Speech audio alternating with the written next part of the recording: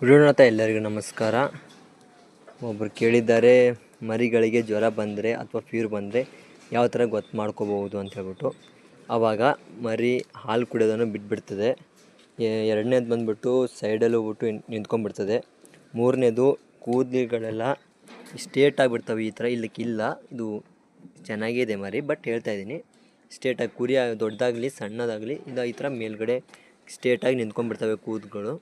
ಈ ಥರ ಆಗುತ್ತೆ. ನಿಮಗೆ ಅವ್ರಿಗೆ ಗೊತ್ತಾಗಿಲ್ಲ ಅಂದರೆ ಇಲ್ಲದ್ರೆ ನೀವು ಇದು ಥರ್ಮೋಮೀಟ್ರ್ ತಗೊಂಡು ಚೆಕ್ ಮಾಡಿದ್ರೆ 103ಕ್ಕಿಂತ ಮೇಲೆ ಬಂದರೆ ಅದಕ್ಕೆ ಫೀವರ್ ಇದೆ, ಜ್ವರ ಇದೆ ಅಂತ ಅರ್ಥ.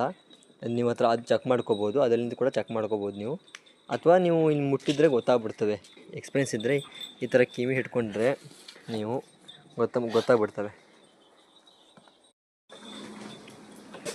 ವಿಡಿಯೋನಾಥ ಎಲ್ಲರಿಗೂ ನಮಸ್ಕಾರ. ಒಬ್ಬರು ಕೇಳಿದ್ದಾರೆ, ಮರಿಗಳಿಗೆ ಜ್ವರ ಬಂದರೆ ಅಥವಾ ಫೀವರ್ ಬಂದರೆ ಯಾವ ಥರ ಗೊತ್ತು ಮಾಡ್ಕೋಬಹುದು ಅಂತ ಹೇಳ್ಬಿಟ್ಟು. ಆವಾಗ ಮರಿ ಹಾಲು ಕುಡಿಯೋದನ್ನು ಬಿಟ್ಬಿಡ್ತದೆ. ಎರಡನೇದು ಬಂದುಬಿಟ್ಟು ಸೈಡಲ್ಲಿ ಹೋಗ್ಬಿಟ್ಟು ನಿಂತ್ಕೊಂಡ್ಬಿಡ್ತದೆ.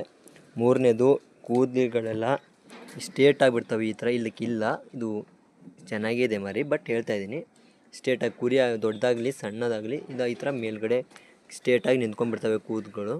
ಈ ಥರ ಆಗುತ್ತೆ. ನಿಮಗೆ ಅವ್ರಿಗೆ ಗೊತ್ತಾಗಿಲ್ಲ ಅಂದರೆ ಇಲ್ಲದ್ರೆ ನೀವು ಇದು ಥರ್ಮೋಮೀಟ್ರ್ ತಗೊಂಡು ಚೆಕ್ ಮಾಡಿದ್ರೆ 103ಕ್ಕಿಂತ ಮೇಲೆ ಬಂದರೆ ಅದಕ್ಕೆ ಫೀವರ್ ಇದೆ, ಜ್ವರ ಇದೆ ಅಂತ ಅರ್ಥ. ನೀವು ಹತ್ರ ಅದು ಚೆಕ್ ಮಾಡ್ಕೋಬೋದು, ಅದರಿಂದ ಕೂಡ ಚೆಕ್ ಮಾಡ್ಕೋಬೋದು ನೀವು. ಅಥವಾ ನೀವು ಇಲ್ಲಿ ಮುಟ್ಟಿದ್ರೆ ಗೊತ್ತಾಗ್ಬಿಡ್ತವೆ. ಎಕ್ಸ್ಪೀರಿಯೆನ್ಸ್ ಇದ್ದರೆ ಈ ಥರ ಕಿವಿ ಹಿಡ್ಕೊಂಡ್ರೆ ನೀವು ಗೊತ್ತಾಗ್ಬಿಡ್ತವೆ.